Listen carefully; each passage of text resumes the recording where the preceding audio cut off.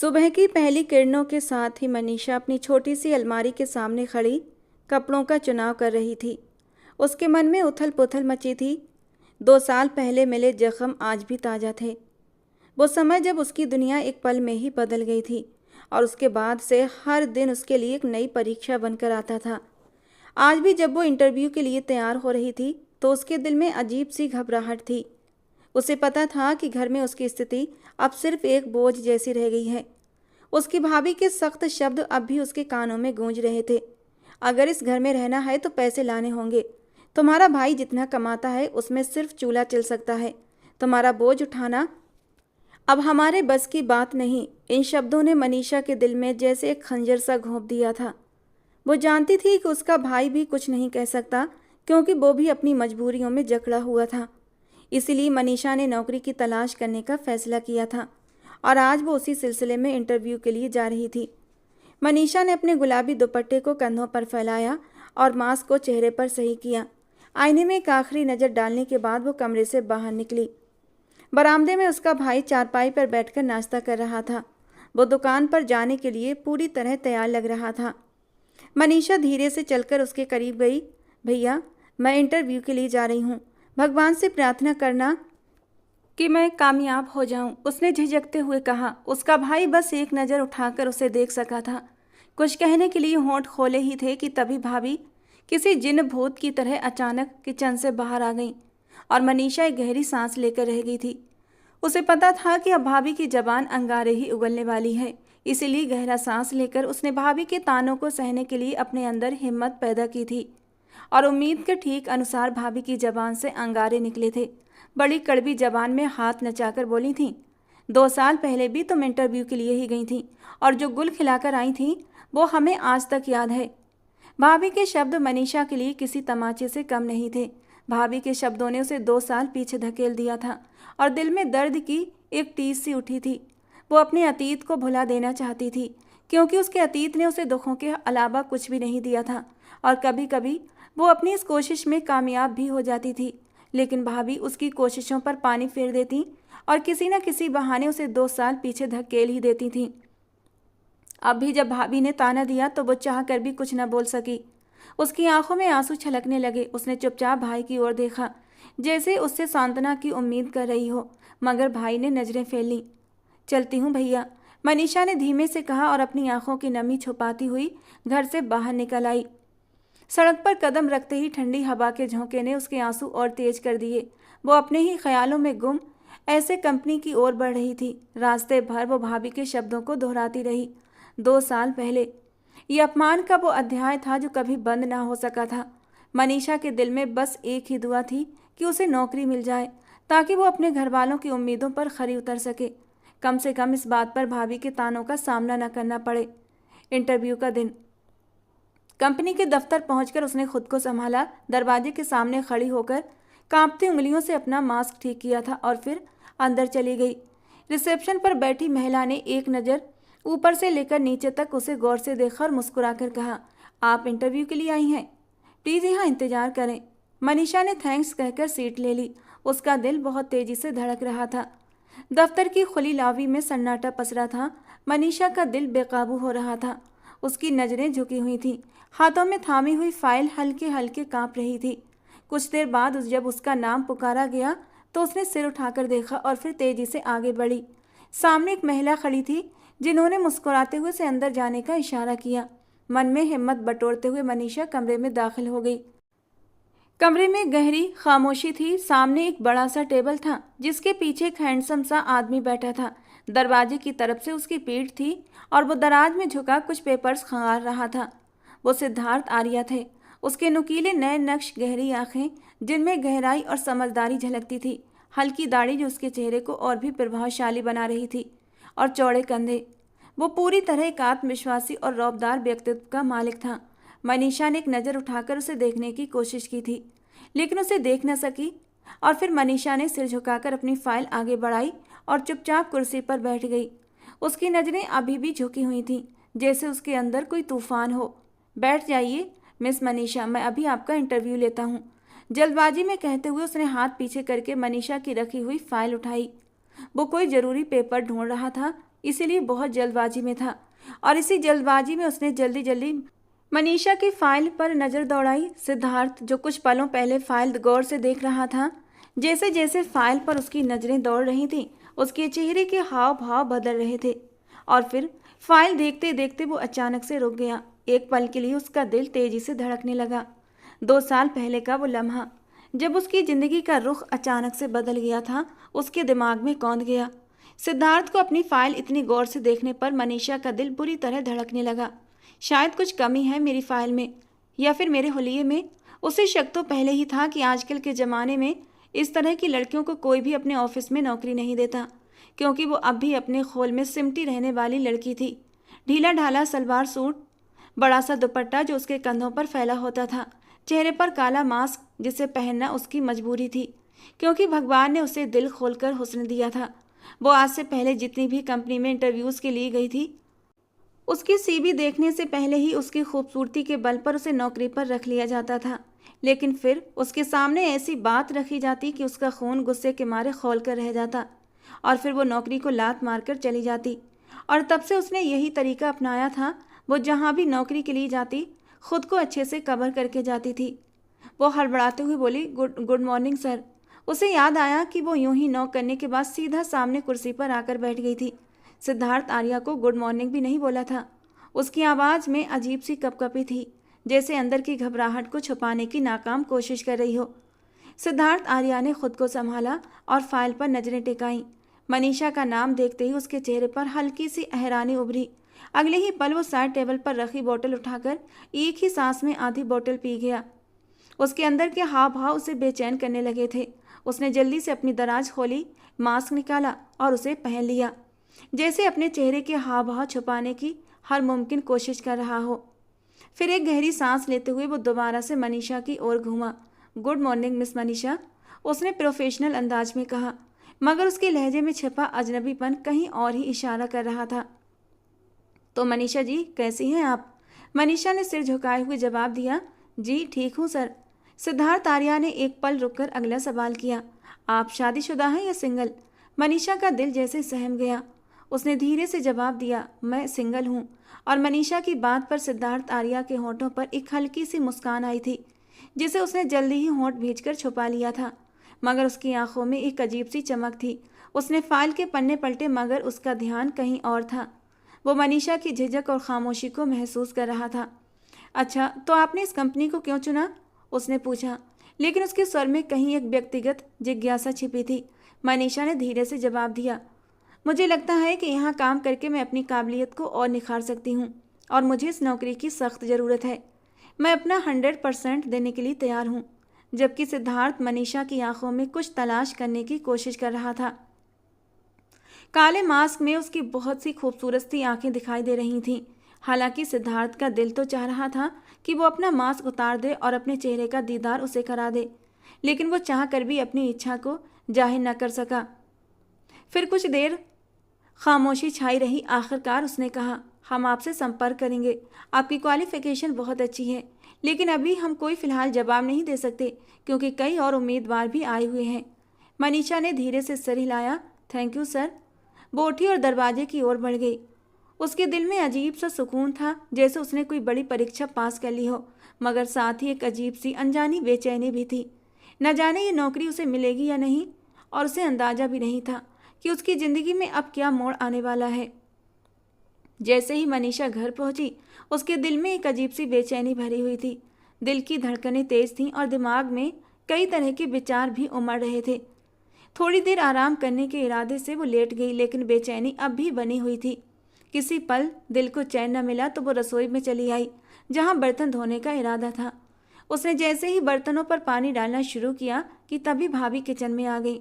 उन्होंने एक तंज भरी मुस्कान के साथ कहा, इंटरव्यू कैसा रहा? उम्मीद है कि इस बार कोई नया तमाशा नहीं हुआ होगा। मनीषा ने सिर झुकाए बर्तन धोने का सिलसिला जारी रखा, लेकिन दिल में एक कसक महसूस हुई। भाभी ने आगे बढ़कर कहा, 2 साल पहले भी तुमने बड़ी उम्मीदें लगा रखी थीं, और फिर क्या हुआ? हम सबको शर्मिंदगी झेलनी पड़ी थी। कहीं मुंह दिखाने के काबिल नहीं छोड़ा था तुमने। मनीषा ने गहरी सांस ली और चुपचाप अपनी ही लगन में बर्तन धोती रही, लेकिन ताने रुकने का नाम नहीं ले रहे थे।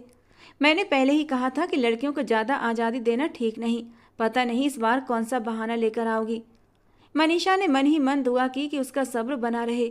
उसने धीरे से कहा, भाभी, भगवान जो करेगा अच्छा ही करेगा। भगवान अच्छा करेगा? भाभी ने हंसते हुए कहा। भगवान भी उनकी मदद करता है जो खुद अपनी मदद करते हैं। लेकिन तुम तो बस सपनों में ही रहती हो। मनीषा ने अपने आंसू जब्त करने की कोशिश की। उसे पता था कि भाभी के ताने खत्म होने वाले नहीं थे। उसने जल्दी जल्दी बर्तन धोए और किचन से निकलने की कोशिश की, लेकिन भाभी ने उसका रास्ता रोक लिया। सुन लो मनीषा, अगर इस बार भी कुछ उल्टा सीधा हुआ तो हमारी तरफ से तुम्हें बाय बाय टाटा। अपना इंतजाम कहीं और कर लेना, समझी? मनीषा ने सिर झुकाकर हामी भरी और चुपचाप अपने कमरे में चली गई। दरवाज़ा बंद करके वो बिस्तर पर बैठ गई और आंसू बहने लगे।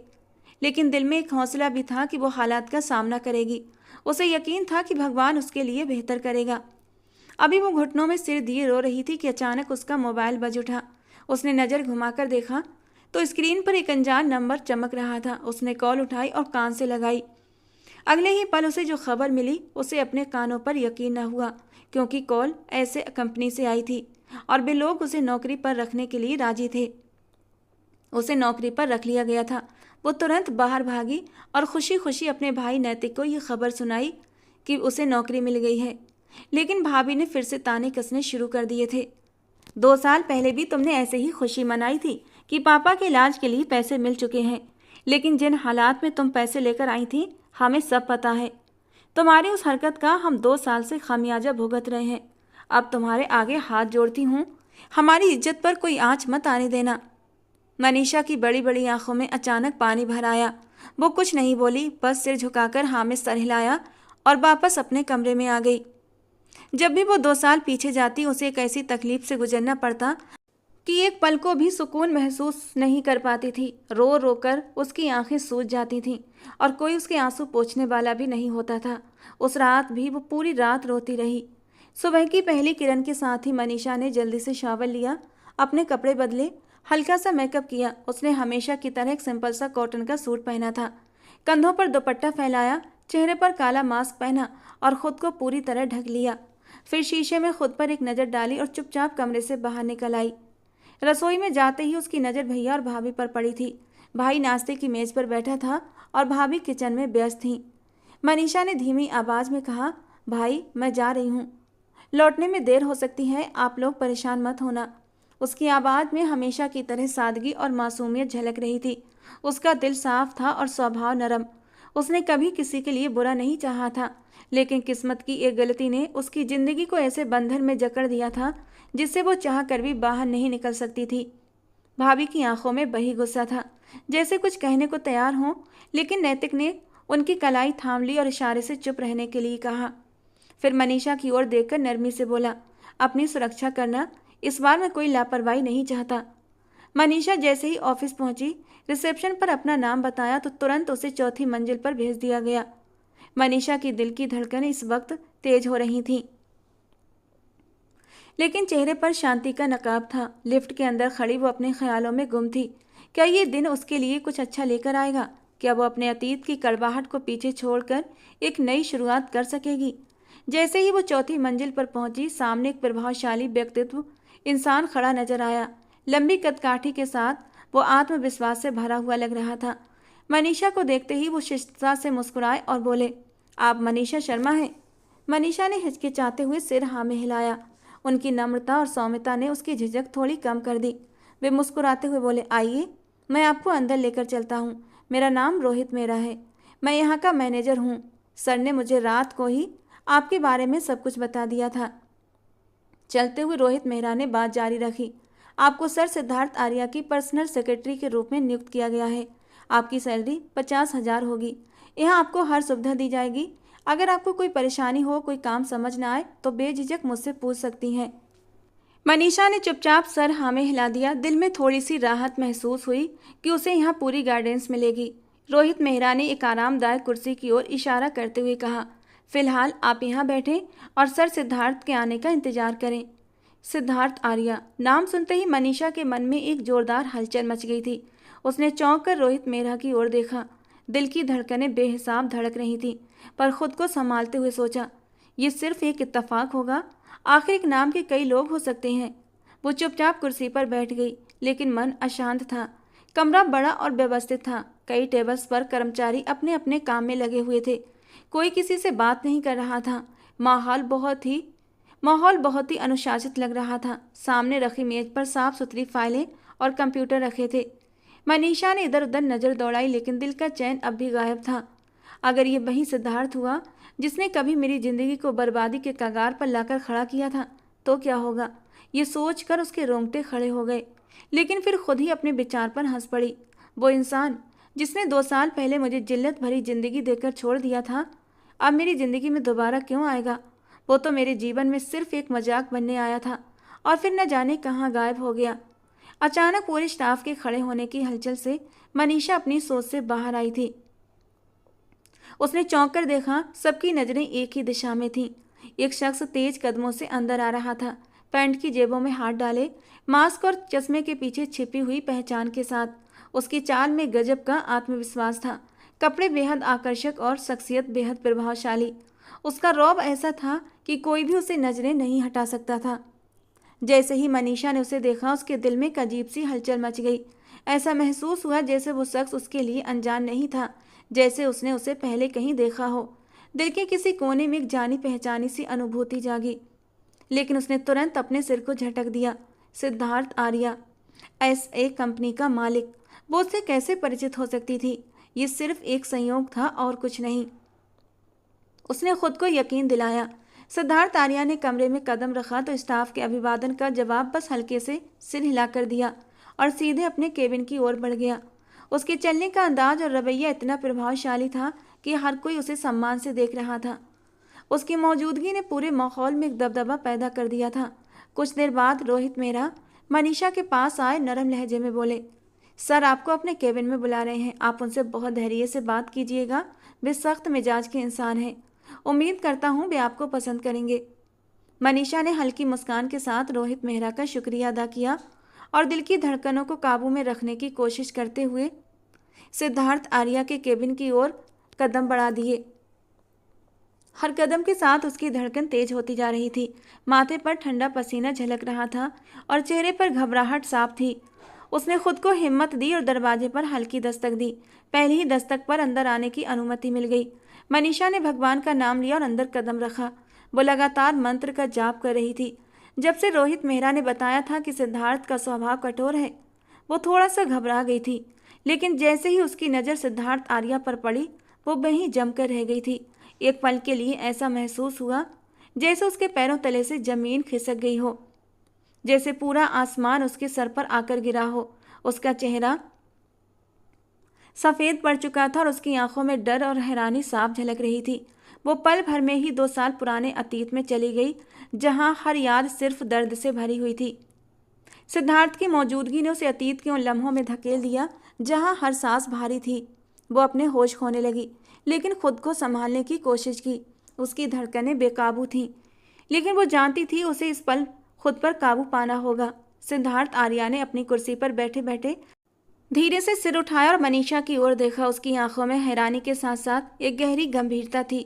वो समझ गया था ये लड़की उसे पहचान चुकी है, और भला मनीषा उसे भूल भी कैसे सकती थी?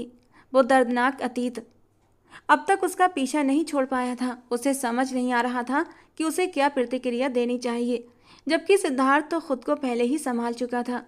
वो गंभीर लहजे में बोला, दरवाजे पर खड़े होने के लिए नहीं कहा है, यहाँ आकर बैठिए, मुझे आपसे कुछ बातें करनी है। उसका लहजा एकदम ठंडा था और एक पल के लिए मनीषा डर गई। उसके हाथ कांप रहे थे, मगर उसने खुद को संभाला और धीरे धीरे कुर्सी की ओर बढ़ी। उसके मन में हजारों सवाल उमड़ रहे थे, लेकिन वो चुप रही। सिद्धार्थ आर्या ने फाइल पर नज़र डाली और फिर उसकी ओर देखते हुए नरम आवाज़ में पूछा, क्या आपको यहाँ काम करने में कोई परेशानी है? मनीषा ने नज़रें झुकाकर धीमे स्वर में कहा, नहीं सर, कोई परेशानी नहीं। हालांकि उसका दिल चाहता था वो तुरंत ये नौकरी छोड़कर चली जाए, मगर वो जानती थी अगर उसने ये नौकरी छोड़ दी तो उसके पास कोई दूसरा विकल्प नहीं बचेगा। उसकी भाभी ने उसे जितनी बदनामी देनी थी, जितने ताने देने थे, उसके बाद वो किसी भी कीमत पर ये नौकरी नहीं छोड़ सकती थी। सिद्धार्थ ने उसकी बात सुनी और हल्का सा सिर हिलाया। कुछ पलों की खामोशी के बाद उसने अपनी पेशेवर प्रवृत्ति को बनाए रखते हुए कहा, यहाँ काम के नियम सख्त हैं, मगर आपके लिए कुछ सहूलियत दी जाएगी। उम्मीद है आप जल्दी ही इस काम में निपुण हो जाएंगी। मनीषा ने सिर हिलाया। उसके दिल में एक अजीब सी हलचल थी। वो जानती थी ये मुलाकात सिर्फ एक शुरुआत थी, आगे बहुत कुछ होने वाला था। लेकिन इस पल वो बस यही सोच रही थी कि अतीत को पीछे छोड़कर आगे बढ़ना होगा, चाहे सामने जो भी आ जाए। मनीषा जब कमरे से बाहर निकली तो उसके कदम लड़खड़ा रहे थे।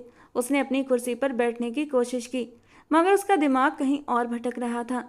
सामने की दुनिया धुंधली लगने लगी थी और वो 2 साल पुराने अतीत में चली गई, जहाँ की एक दर्दनाक रात उसके सामने किसी बुरी सपने की तरह उभर आई।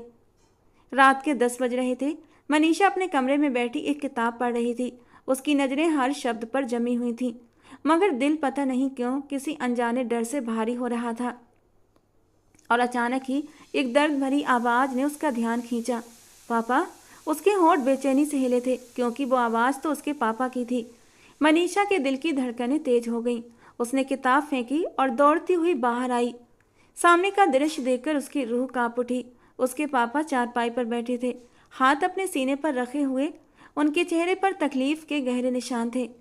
पापा, क्या हुआ? उसकी आवाज़ कांप रही थी, मगर उसके पापा के होंठों से कोई जवाब न निकला, सिर्फ एक कमज़ोर कराह निकली थी। उनकी हालात तेज़ी से बिगड़ रही थी। मनीषा ने घबराकर अपने भाई और मोहल्ले वालों को आवाज़ दी। सभी परेशान हो गए। फौरन एक गाड़ी का इंतजाम किया गया और उन्हें अस्पताल लेकर पहुंचे। पूरे रास्ते मनीषा को लग रहा था कि समय उसकी मुट्ठी से फिसल रहा है। अस्पताल पहुंचते पहुंचते बहुत देर हो चुकी थी।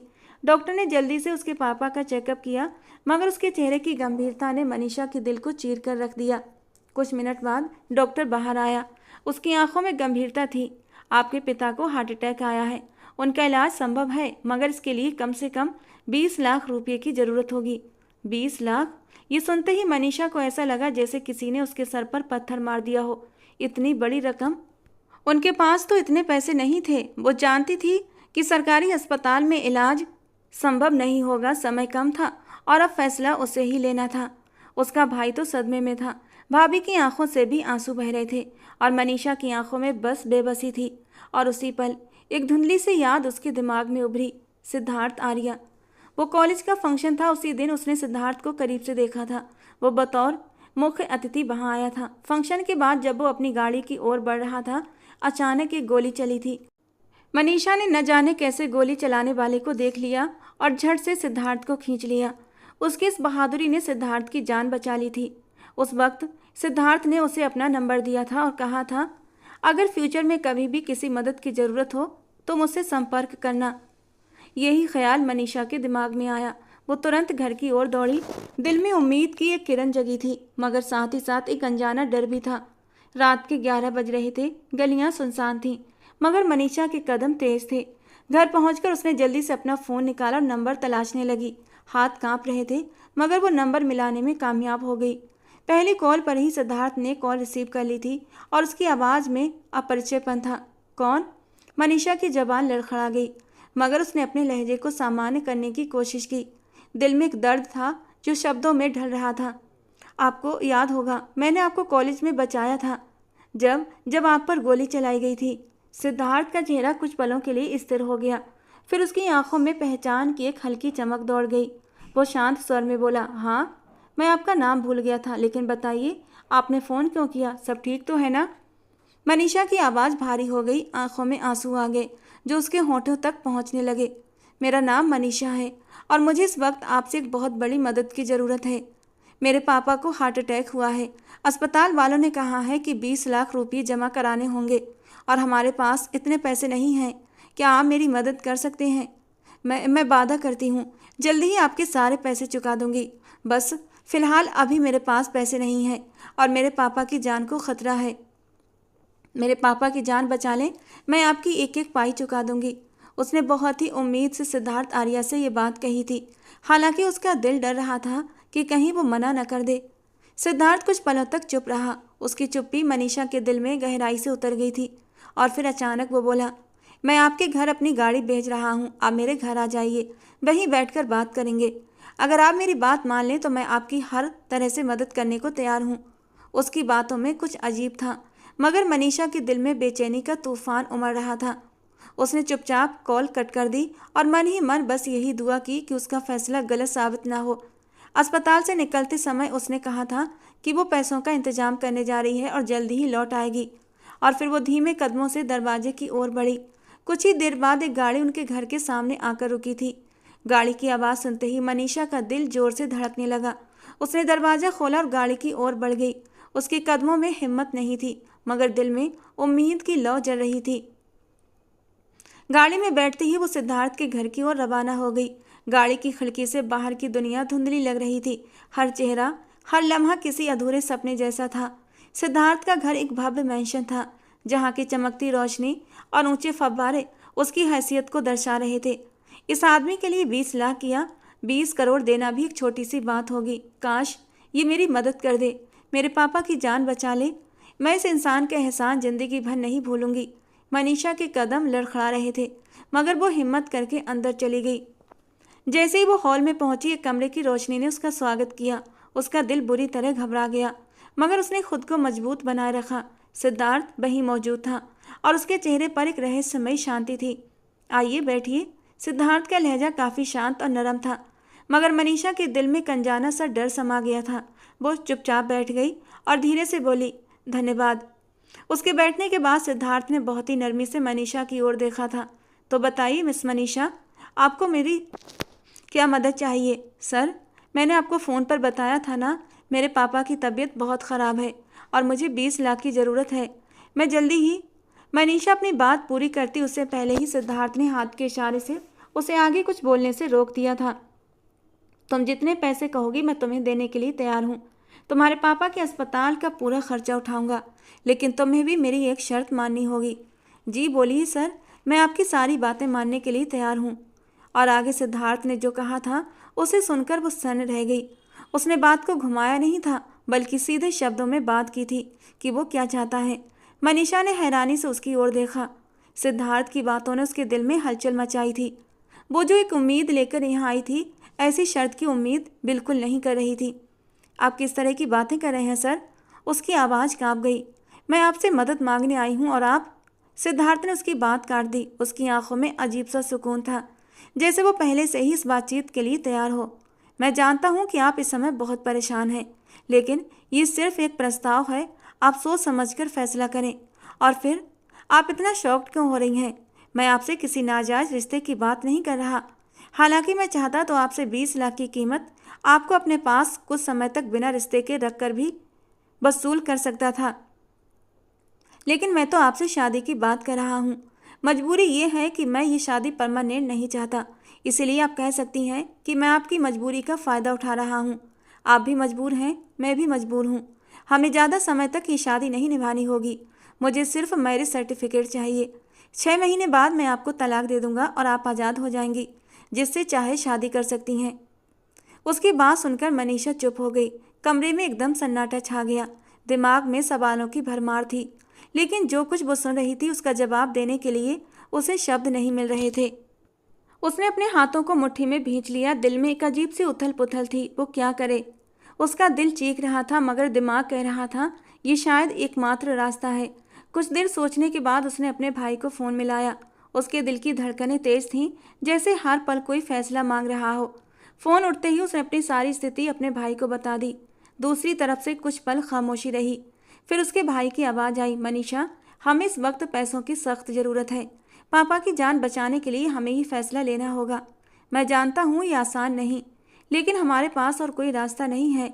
और फिर सौदा इतना बुरा नहीं है। 6 महीने के बाद वो तुम्हें तलाक दे देगा और तुम आज़ाद हो जाओगी। भाई की रजामंदी ने मनीषा के दिल पर एक गहरा बोझ डाल दिया था, मगर वो इस बोझ को उठाने के अलावा और कुछ कर भी नहीं सकती थी।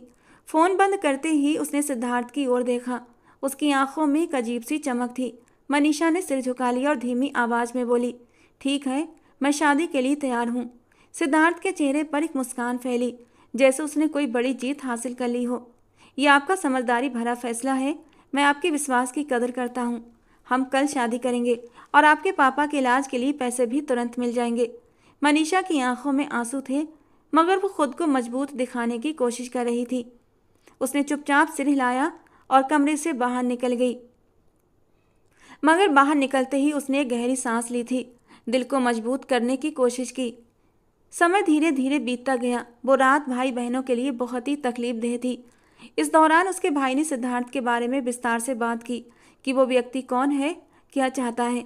सब कुछ जानने के बाद उन्होंने मिलकर फैसला किया कि शादी करने में कोई बुराई नहीं है। हमें पैसे चाहिए और सिद्धार्थ आर्या को मैरिज सर्टिफिकेट, और इस वक्त पापा की ज़िंदगी सबसे ज़्यादा अहम है। अगले दिन बहुत ही सादगी से उनकी शादी हो गई। शादी होते ही सिद्धार्थ ने 20 लाख रुपये उसके भाई के हवाले कर दिए और फिर उसने मनीषा की ओर देखते हुए कहा, चिंता मत करो, जल्दी ही मैं तुम्हें छोड़ दूंगा। बस ये शादी सिर्फ 6 महीने के लिए है।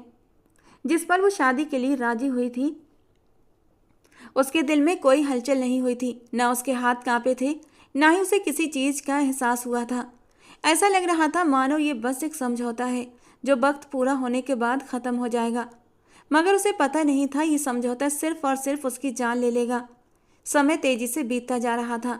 गिरीश जी की तबीयत बिल्कुल नहीं संभल रही थी और ठीक 15 दिन बाद वे इस दुनिया से चले गए। 20 लाख रुपये भी बर्बाद हो गए। न पापा बच सके और न ही उसकी खूबसूरत सी जिंदगी। पिता के अंतिम संस्कार के बाद उसने सिद्धार्थ से संपर्क करने की कोशिश की, मगर उसकी तरफ से कोई जवाब न आया। समय और भी तेजी से बीतता चला गया और पूरे 6 महीने बाद वो आर्या मेंशन गई थी ताकि तलाक लेकर इस कहानी को ख़त्म कर सके। मगर वहाँ जाकर पता चला कि वो विदेश चला गया है और अब कब लौटेगा किसी को कुछ नहीं पता। समय धीरे धीरे आगे बढ़ता गया। उसके लिए आने वाले हर रिश्ते को ठुकरा दिया जाता क्योंकि वो पहले से ही किसी की पत्नी थी। भाभी के ताने, भाई की चुपती निगाहें उसे बहुत कुछ समझा रही थीं, मगर वो बेबस थी। इन सब में उसकी कोई गलती नहीं थी, मगर कोई उसकी बात समझने को तैयार नहीं था। हर कोई उसे ही दोष दे रहा था। उसने अपने पिता के लिए अपनी ज़िंदगी कुर्बान कर दी थी, मगर ये बात कोई समझने को तैयार न था। और आज पूरे 2 साल बाद जब उसने अपनी आंखों से सिद्धार्थ को देखा तो वो एकदम पत्थर की बन गई थी। वो इस नौकरी को छोड़ देना चाहती थी क्योंकि वो उस शख्स की परछाई से भी दूर रहना चाहती थी, मगर किस्मत को कुछ और ही मंजूर था। शायद भगवान ने उसके लिए कुछ और ही फैसला कर रखा था। समय धीरे धीरे आगे बढ़ रहा था। उसने अपने अतीत की कड़वी यादों को भुलाने की कोशिश की और उस फाइल पर काम करने लगी जो उसे दी गई थी, मगर उसका दिमाग बार बार भटक रहा था। उसे लगातार महसूस हो रहा था जैसे कोई उस पर नज़र रखे हुए है और वो इस नज़रों की तपिश को अच्छी तरह पहचानती थी क्योंकि शख्स कोई और नहीं बल्कि सिद्धार्थ आर्या था। मनीषा ने पूरा दिन इसी उधेड़-बुने में बिताया था। उसके दिल में एक अजीब सा बोझ था, लेकिन उसने एक फैसला कर लिया था। आज वो इस बोझ को उतार फेंकेगी। वो सिद्धार्थ से अपनी तलाक की मांग करके इस रिश्ते का अंत कर देगी जो पूरे 2 साल से उसके लिए एक बेड़ी बन गया था। जब उसे सिद्धार्थ की सबसे ज़्यादा ज़रूरत थी वो गायब था और अब इस रिश्ते को और खींचना बेकार था। जैसे ही ऑफिस की टाइमिंग ख़त्म हुई सभी लोग अपने घर जाने लगे। मनीषा ने दिल को मजबूत किया और सीधे सिद्धार्थ के केबिन की ओर बढ़ गई। उसके दिल की धड़कनें तेज हो रही थीं, हाथ बुरी तरह कांप रहे थे, लेकिन उसने खुद को संभाला। उसने दरवाजे पर हल्की दस्तक दी और अंदर चली गई। सिद्धार्थ अपने केबिन में था, शायद घर जाने की तैयारी कर रहा था, लेकिन मनीषा को देखकर एकदम ठहर गया। उसकी नज़रों में हल्की हैरानी और दिलचस्पी झलक रही थी। मनीषा धीरे धीरे उसकी टेबल के पास पहुंची। उसका सिर झुका हुआ था, आवाज़ धीमी और संयत थी। सर, ऑफिस की टाइमिंग ख़त्म हो गई है और मुझे आपसे एक पर्सनल बात करनी है। उसकी आवाज़ में हल्की सी थरथराहट थी, मगर उसने खुद को काबू में रखा। 2 साल जो मैंने तकलीफ में बिताए उसका हिसाब कोई नहीं चुका सकता, लेकिन खैर मैं शिकायत नहीं करूँगी। हमारा एक समझौता हुआ था कि 6 महीने बाद आप मुझे तलाक दे देंगे, लेकिन आप कहाँ चले गए? किसी को कुछ भी नहीं पता था। मैंने कई बार आर्या मेंशन जाकर पता किया, लेकिन वहाँ के नौकर यही कहते रहे कि आप विदेश चले गए हैं। उसकी आवाज़ में गहरी बेबसी थी। मैं आपसे हाथ जोड़कर विनती करती हूँ, मुझे तलाक दे दीजिए ताकि मैं भी अपनी ज़िंदगी शुरू कर सकूँ। उसकी आंखों से आंसू गिरने लगे। वो पूरी तरह टूट चुकी थी। सिद्धार्थ के चेहरे पर पल भर में कई भाव उभरे। उसने मनीषा को पहली बार इंटरव्यू वाले दिन ही देखा था और तब भी वो उसे देखता ही रह गया था। 2 सालों में उसने खुद को जिस तरह संवार लिया था, उसे देखकर सिद्धार्थ को एहसास हुआ ये लड़की जो उसकी पत्नी है असल में कितनी खूबसूरत है। वो हल्के से मुस्कुराया और सहजता से बोला, तो मुझे क्या मिलेगा? वो ठंडे लहजे में बोला, चलो मैं तुम्हें तलाक दे देता हूँ, लेकिन बदले में मुझे भी कुछ चाहिए। एक काम करते हैं, मुझे बस एक रात दे दो, फिर तुम्हारी तलाक हो जाएगी और तुम आराम से अपनी ज़िंदगी जी लेना। और वैसे भी तुम मेरी पत्नी हो, इतना तो मेरा तुम पर हक बनता है। सिद्धार्थ की आंखों में मदहोशी और शरारत के रंग उभरने लगे थे। वो उसे सर से लेकर पैर तक बड़ी गहरी नज़रों से देख रहा था, जबकि मनीषा ने नम आंखों से उसे देखा और उसके चेहरे पर गुस्से की लहर दौड़ गई। तुम बेहद घटिया इंसान हो। तुमने पूरे 2 साल तक मुझे अपने नाम पर बिठाए रखा। इन 2 सालों में मैंने क्या कुछ नहीं सहा, और अब तुम अपने वादे से मुकर रहे हो। मेरा इस्तेमाल करके उसके बाद मुझे तलाक देना चाहते हो। ईश्वर तुम्हें कभी माफ़ नहीं करेगा। जिस तरह तुमने मेरे साथ किया, जो गंदी ख्वाहिश तुम अपने दिल में पाल रहे हो, मैं उसे कभी पूरा नहीं करूँगी। ये कहते ही वो गुस्से से दरवाजे की ओर मुड़ी। जैसे ही उसने दरवाज़ा खोलने की कोशिश की, सिद्धार्थ ने तेजी से आगे बढ़कर उसका हाथ पकड़ लिया और खींचकर अपने सामने खड़ा कर लिया। वो गुस्से और डर के मेरे जुले भाव से कड़क आवाज़ में बोली, मेरा हाथ छोड़ो वरना मैं शोर मचा दूंगी। उसकी आवाज़ में मजबूती थी, लेकिन अंदर से वो कांप रही थी। सिद्धार्थ ने एक पल के लिए चुप्पी साधी, फिर हल्की सी मुस्कुराहट के साथ आगे बढ़ा और उसकी कमर पकड़कर अपने करीब खींच लिया। पूरा ऑफिस खाली है, मिसेज आर्या। उसका लहजा धीमा मगर शरारती था। मनीषा ने अपनी डरी हुई आंखों से उसे देखा। ये वही इंसान था जिसे उसने कभी अपना मसीहा समझा था, लेकिन आज वो उसकी हदें पार करने पर उतारू था। मुझे छोड़ दीजिए। क्या आपको समझ नहीं आ रहा?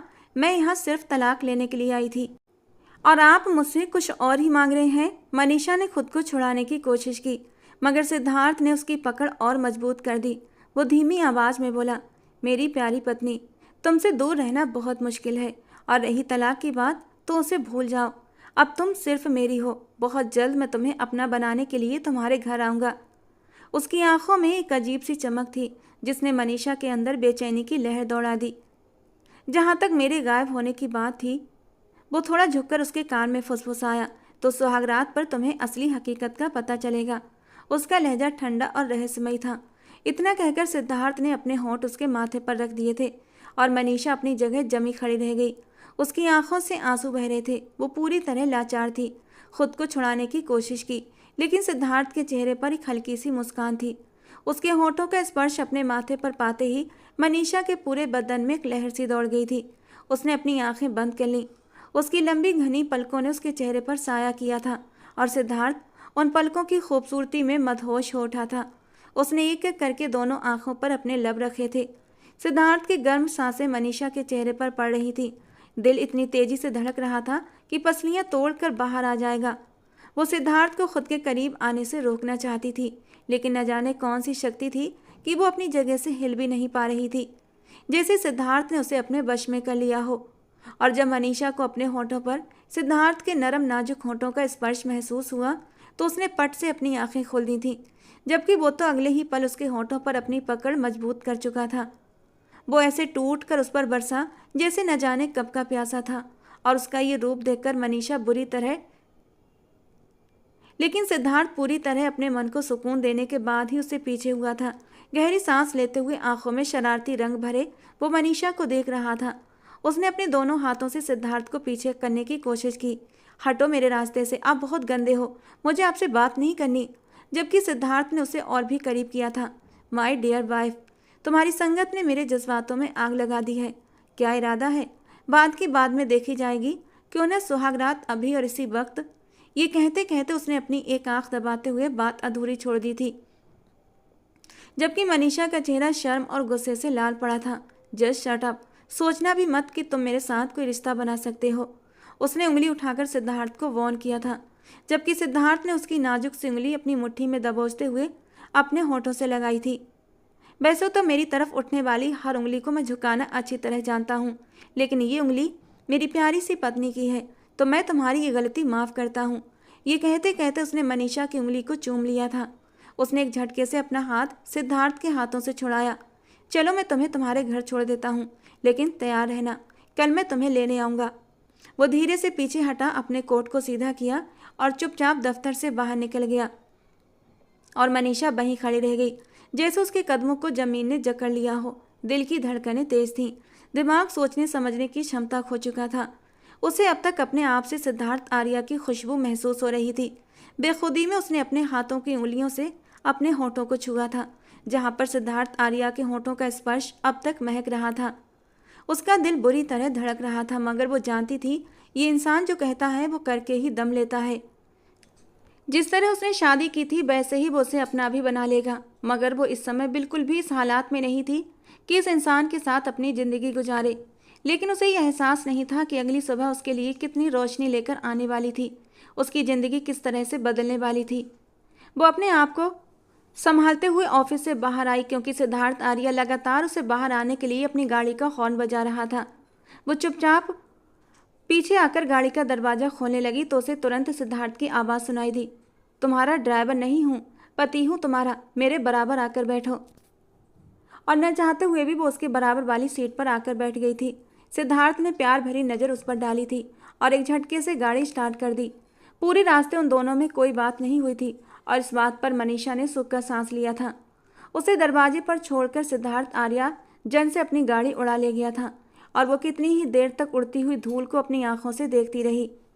सुबह की रोशनी अभी पूरी तरह फैली भी नहीं थी कि दरवाजे पर जोर जोर से दस्तक हुई। मनीषा की भाभी दरवाजे की ओर बढ़ गई और जैसे ही दरवाज़ा खोला, सामने एक लंबी सी गाड़ी खड़ी थी और उसके पास ही सिद्धार्थ आर्या अपने खास रौबदार अंदाज में खड़ा था। मनीषा की भाभी के चेहरे पर हैरानी साफ उभर आई थी। जी आप? वो चौंक कर बोली। सिद्धार्थ ने गंभीर लहजे में जवाब दिया। जी मैं सिद्धार्थ आर्या, मनीषा का पति, और आज मनीषा को विदा कराने आया हूँ। ये सुनकर मनीषा की भाभी के चेहरे पर एक पल के लिए असमंजस के भाव आए, मगर फिर अचानक ही एक मुस्कान दौड़ गई। जी जी आइए, अंदर आइए। उन्होंने दरवाज़ा पूरा खोल दिया। मनीषा जो किचन में नाश्ता बना रही थी, आवाज़ें सुनकर बाहर आई और सिद्धार्थ को देखकर जैसे सन रह गई। उसकी आंखों में हैरानी और गुस्से का मिला जुला एहसास था। उसके भाई ने भी जल्दी से अपने कमरे से बाहर आकर देखा और सिद्धार्थ को देखकर वो भी चौंक गया था। आप यहाँ कैसे? मनीषा के भाई ने हैरान होकर पूछा। सिद्धार्थ ने ठहरते हुए जवाब दिया, मैं अपनी पत्नी को लेने आया हूँ विदाई के लिए। ये सुनकर कमरे में एक पल के लिए सन्नाटा छा गया। मनीषा का भाई सोच में पड़ गया। वो जानता था कि सिद्धार्थ जैसा इंसान ना सुनना पसंद नहीं करेगा, और वैसे भी अगर सिद्धार्थ आर्या तलाक की बजाय उसकी बहन को विदा कराकर ले जाए तो ये तो और भी अच्छी बात थी। भले सिद्धार्थ आर्या को कौन नहीं जानता था, इतना अच्छा रिश्ता तो उन्हें कभी मिल ही नहीं सकता था। लेकिन इतनी जल्दी विदाई की मांग? वो झिझकते हुए बोला, हम विदाई के लिए तैयार हैं, लेकिन थोड़ी तैयारी तो करनी होगी। आप जानते हैं ये एक बड़ा मौका होता है। सिद्धार्थ ने एक कदम आगे बढ़ाया। उसकी आंखों में एक अजीब सी सख्ती थी। मैंने कहा है कि मुझे अभी विदाई चाहिए, कोई तैयारी की ज़रूरत नहीं। मैं अपनी पत्नी को ले जाने आया हूँ। ये सुनकर मनीषा की भाभी ने जल्दी से बीच बचाव किया। अरे आप क्यों चिंता कर रहे हैं? सिद्धार्थ जी खुद आकर कह रहे हैं तो हमें खुशी खुशी विदाई कर देनी चाहिए। इतनी बड़ी शख्सियत हमारे घर आई है, हमें इनकार नहीं करना चाहिए। मनीषा जो एक कोने में खड़ी ये सब सुन रही थी, बेबसी से अपने भाई की ओर देखने लगी। उसकी आंखों में बेचैनी थी। पता नहीं क्यों उसका दिल घबरा रहा था। इतनी जल्दी शायद उस रिश्ते को शुरू करने के बारे में सोच भी नहीं सकती थी। उसने तो हमेशा इस रिश्ते के ख़त्म होने के बारे में ही सोचा था, मगर वो जानती थी कि अब कुछ नहीं हो सकता। उसके भाई ने गहरी सांस ली और बोला, ठीक है, अगर आप चाहते हैं तो हम विदाई कर देते हैं। सिद्धार्थ ने संतोष से सर हिलाया और मनीषा की ओर देखा। चलो हम निकल रहे हैं। मनीषा बस उसे देखती रह गई। एक ही पल में उसने पूरी बाजी पलट दी थी। उसे बिल्कुल भी अंदाज़ा नहीं था कि इंसान घर तक आ सकता है, और वो अपने भाई और भाभी के सामने इतनी बेबस थी कि उन्हें मना भी नहीं कर पाई। हाँ, मनीषा की भाभी आगे बढ़ी थी। उनके शब्दों में चापलूसी उभर आई थी। अरे दामाद जी, इतनी जल्दी क्या है? जब विदा कराकर ले ही जा रहे हैं तो कम से कम मैं अपनी प्यारी सी ननद को दुल्हन तो बना दूं। और ये तो हर लड़की का सपना होता है कि वो दुल्हन बनकर विदा हो। जबकि सिद्धार्थ आर्या ने एक नज़र भाभी को देखा था और फिर दूसरी नज़र मनीषा पर डाली। मेरी पत्नी को दुल्हन बनने की कोई ज़रूरत नहीं है, वो बिना दुल्हन के जोड़े में ही दुल्हन से कम नहीं लगती। उसकी आंखों में मनीषा के लिए तारीफ के रंग थे। अपनी बात कहते हुए सिद्धार्थ ने उसका हाथ थामा और बाहर ले गया। गाड़ी में बैठते हुए मनीषा के दिल में एक तूफान सा उमड़ रहा था। वो जानती थी ये ज़बरदस्ती की विदाई है, मगर उसके पास कोई और रास्ता भी तो नहीं था। जैसे ही गाड़ी का दरवाज़ा बंद हुआ, सिद्धार्थ ने एक नज़र मनीषा पर डाली और मुस्कुराते हुए बोला, अब तुम मेरी हो, हमेशा के लिए। मनीषा ने खिड़की से बाहर देखते हुए आंखें बंद कर लीं और मन ही मन गुस्से से बड़बड़ाते हुए बोली, आखिर अपने आप को समझता क्या है? पहले मुझसे शादी की, तलाक का वादा किया, लेकिन 2 साल के लिए छोड़कर चला गया और जब अचानक लौट कर आया तो बिना खबर किए एकदम विदा कराकर ले जा रहा है, सन की कहीं का। मेंशन पहुंचकर सिद्धार्थ ने मनीषा को वहां के विशाल लॉन्ज में ले जाकर सोफे पर बिठाया और फिर अचानक खुद उसके कदमों में बैठ गया। मनीषा हैरानी से उसे अपने पैरों के पास बैठा देख रही थी। सिद्धार्थ ने उसके चेहरे की ओर देखा और नरम लहजे में बोला, मनीषा, मैं जानता हूँ कि मैंने तुम्हें बहुत तकलीफ दी है। मैं चाहता था कि तुमसे शादी करने के 6 महीने बाद तुम्हें छोड़ दूँ। मुझे मैरिज सर्टिफिकेट मिल जाएगा, क्योंकि मुझे उस वक्त मैरिज सर्टिफिकेट की सख्त ज़रूरत थी। दादाजी की वसीयत थी कि जब मेरी शादी हो जाएगी उसके बाद ही वो अपनी जायदाद मेरे नाम करेंगे, और इसीलिए मैंने तुमसे 6 महीने के कॉन्ट्रैक्ट पर शादी की थी, क्योंकि मुझे सिर्फ अपने दादा की संपत्ति चाहिए थी। लेकिन जिस दिन तुम्हारे पापा का ऑपरेशन था उसी दिन मुझे खबर मिली कि मेरी माँ की तबीयत अचानक बिगड़ गई है। वे अमेरिका में रहती थी और मैं उसी रात वहाँ चला गया। उसकी आवाज़ में शर्मिंदगी और अफसोस झलक रहा था। मैं वहाँ अपनी माँ की देखभाल में इतना व्यस्त हो गया कि हिंदुस्तान की ज़िंदगी को भूल ही गया। मेरा बिजनेस मेरे कर्मचारी और मेरा पार्टनर संभाल रहे थे और मैं अपनी माँ का बिजनेस देख रहा था। 3 महीने पहले ही मेरी माँ का निधन हो गया और तभी मैंने अपना पूरा बिजनेस हिंदुस्तान में शिफ्ट करने के बारे में सोचा। सिद्धार्थ की आंखों में नरमी आ गई। जब मैं हिंदुस्तान आया था तो मेरा भगवान जानता है कि मुझे तुम्हारी याद बहुत आई थी और मैंने सोच लिया था कि तुम्हें तलाश करके तुम्हें हमेशा हमेशा के लिए अपनी ज़िंदगी में शामिल कर लूँगा। लेकिन देखो, भगवान ने हमें खुद ही मिला दिया। मैं जानता हूँ कि मैंने बहुत बड़ी गलती की। मुझे अपने वादे पर खरा उतरना चाहिए था, लेकिन शायद भगवान को कुछ और ही मंजूर था। और मनीषा चुपचाप सुन रही थी। उसकी आंखों में हैरानी और कोमलता का मिश्रण था।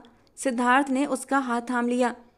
आज मैं तुम्हारे सामने सिर्फ एक पति के रूप में बैठा हूँ, क्योंकि अब मुझे तुमसे सच्चा प्यार हो गया है।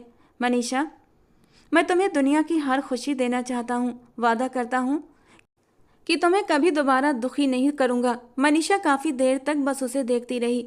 उसे यकीन नहीं हो रहा था कि सब कुछ इतनी जल्दी कैसे बदल सकता है। वो जो दिन रात सिर्फ ताने सुना करती थी, अब उसकी ज़िंदगी में कोई इतना प्यार करने वाला शख्स अचानक से आ सकता है। शायद उसकी ईमानदारी और समर्पण का फल था, जो उसने पूरे 2 साल तक इस इंसान के नाम बैठकर निष्ठा से गुजारे थे। उसने हल्के से सिर हिलाया, जो इस बात का इशारा था कि वो उसके साथ एक नई जिंदगी शुरू करने के लिए तैयार है। सिद्धार्थ ने भी मुस्कुराते हुए उसके हाथ थाम लिए थे और वे दोनों नई जिंदगी की ओर बढ़ गए थे। प्यार और माफ़ी का रास्ता हमेशा दिलों को जोड़ता है। अतीत की गलतियां इंसान को बदल सकती हैं, लेकिन सच्चा प्यार और नेक नियत सब कुछ बदलने की ताकत रखते हैं। हमें हमेशा दूसरों को दूसरा मौका जरूर देना चाहिए, क्योंकि कई बार वही दूसरा मौका खुशियों का नया दरवाज़ा खोलता है। दोस्तों, आज की हमारी कहानी आपको कैसी लगी कमेंट बॉक्स में ज़रूर बताना। पसंद आई हो तो प्लीज़ लाइक करना। रोज़ एक नई कहानी सुनने के लिए हमारे चैनल को सब्सक्राइब भी करना। मिलते हैं दोस्तों अगली कहानी में।